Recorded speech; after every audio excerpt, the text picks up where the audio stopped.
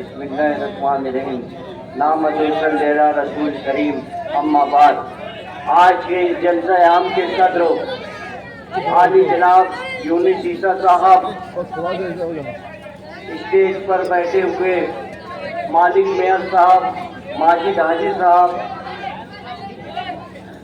मौजूद शख्सियत और दोस्तों और साथियों, सिराज चौक के जलसे में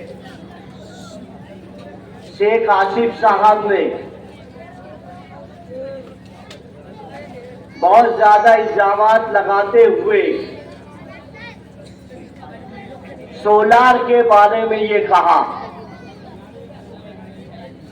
जो सोलार सिस्टम मस्जिद में लगाया जा रहा है, जो वो बहुत ज्यादा जोर से बोल रहे हैं, 10 किलोवाट का वो कांच रहना चाहिए और मस्जिद के अंदर वाटर पंप भी चले, लाइट भी चले, पंखा भी चले। ये सब की कैपेसिटी होना चाहिए। मैं जब ये कहा सलाम चाचा रोड पर कि यार सब्सिडी का, हमारी जो पावर लूम की सब्सिडी है वो खत्म हो जाएगी, तो वो उन्होंने कहा जब मीटर ही नहीं रहेगा तो बोले सब्सिडी की क्या बात। ये देखो वो चौथी नापास है, आप समझो। उसको ये मालूम ही नहीं है जब सोलार लगाया जाता है तो पावर कंपनी 1 मीटर ला के लगाती है। हम तकवे वाले हैं, इसलिए हमने मोइनिया मस्जिद और मदीना मस्जिद में आप लोगों जैसे मुखैयर हजरात से पैसा लेकर लगाया है। और जो कांच ओरिजिनल है, जिसमें कोई भ्रष्टाचार नहीं है, जिसमें कोई कमीशन खाया नहीं गया है, वो प्लेट लगाए हम। और कंपनी जो है, मां वितरण कंपनी हो या बिजली कंपनी, 1 मीटर ला कर लगाती है। उस मीटर को बोलते हैं इंपोर्ट एक्सपोर्ट मीटर। ऐसा है कि आप मस्जिद में लाइट बंद है, 5 टाइम नमाज होगी, उस वक्त भी लाइट जलेगा, पंखा जलेगा। अगर हमारा इस्तेमाल हुआ 10 यूनिट दिन भर में और उस पर जो तैयार हुई बिजली वो 12 यूनिट तैयार कर दी, तो तुमको 2 यूनिट का पैसा कंपनी देगी, महावितरण कंपनी देगी। इसको बोलते हैं इंपोर्ट एक्सपोर्ट मीटर। अगर खुदा न खास्ता आप 8 यूनिट आपका इस्तेमाल हुआ और रात को आप 12 यूनिट इस्तेमाल कर लिए, तो सिर्फ आपको 4 यूनिट का पैसा लगेगा। जो मीटर ही रहेगा, बदली आ गई, रात हो गई, तो रात की पावर हम महावितरण कंपनी से लेंगे। ये शेख आसिफ साहब को जाकर समझा देना, आप कौम को गुमराह कर रहे हैं।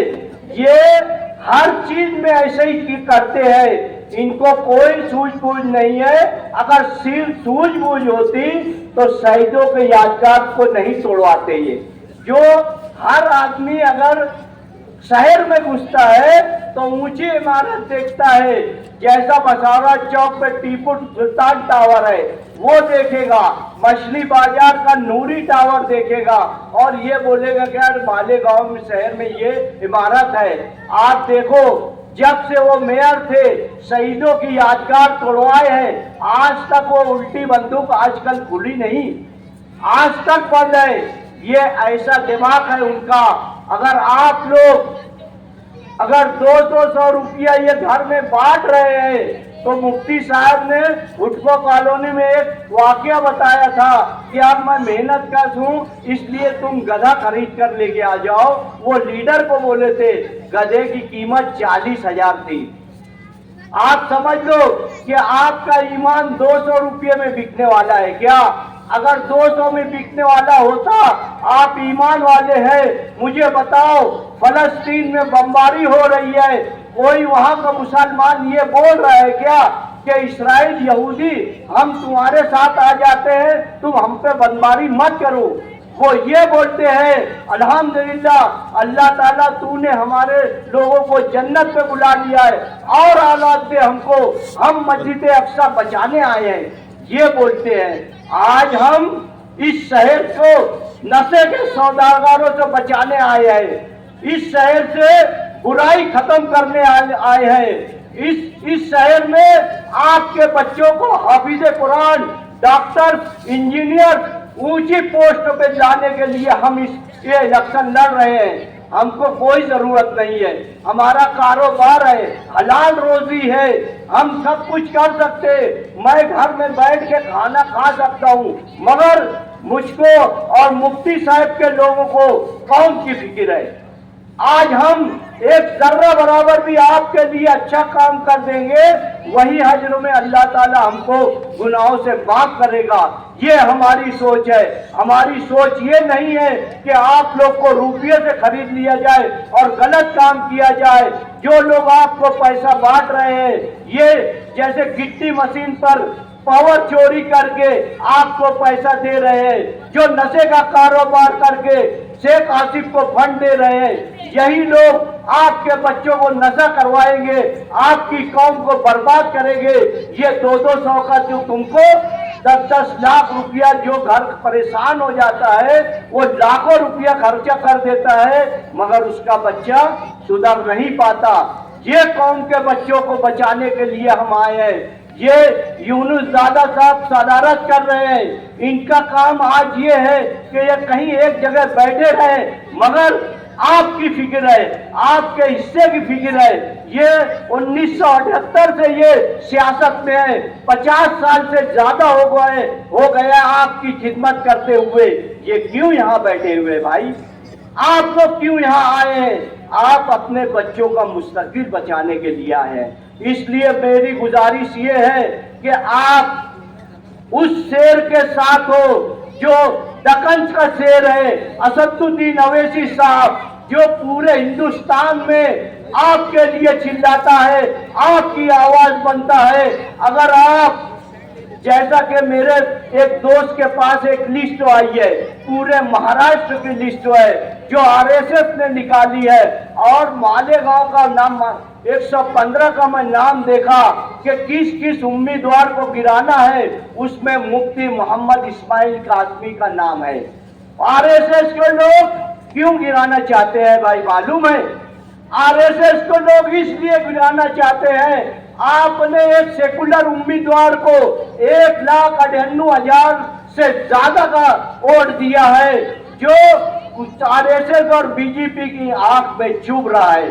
आंख में इसलिए चुभ रहा है कि 3,000 से ज्यादा वोटों से ही उनकी सीट चुन के आई। सब मतदार संघ में वो जीत में थे, आपकी वोट पड़ी तो बीजेपी का उम्मीदवार गिर गया। आपको ये बताना है, ऐसी यूड अगर मुफ्ती साहब को आपने दे दिए तो असदुद्दीन अवैसी का हाथ मजबूत होगा। आपके बच्चे देहातों में हैं, आपके रिश्तेदार देहातों में हैं, आपके रिश्तेदार ट्रेन में घूमते हैं, जाते हैं तो फिरका परस्त तो हमला करते हैं, उसकी आवाज बनेगा असदुद्दीन अवैसी। आपके शहर से उम्मीदवार जाएगा मुफ्ती मोहम्मद इस्माइल कासमी साहब, तो असद साहब का हाथ मजबूत होगा। अगर आप शेख आसिफ को वोट अगर किसी वजह से दे दिए, तो मालिक भाई ने हुडको कॉलोनी में बताया था कि ये आधा हरा झंडा है और इलेक्शन के बाद ये आधा भगवा हो जाएगा। इसलिए आप लोग को 20 नवंबर को सुबह फज्र की नमाज के बाद ये जाकर एक एक वोट बिस्मिल्लाह करके पतंग के नाम बटन पर 5 नंबर बटन दबाकर भारी अक्सरियत से कामयाब करें। शुक्रिया।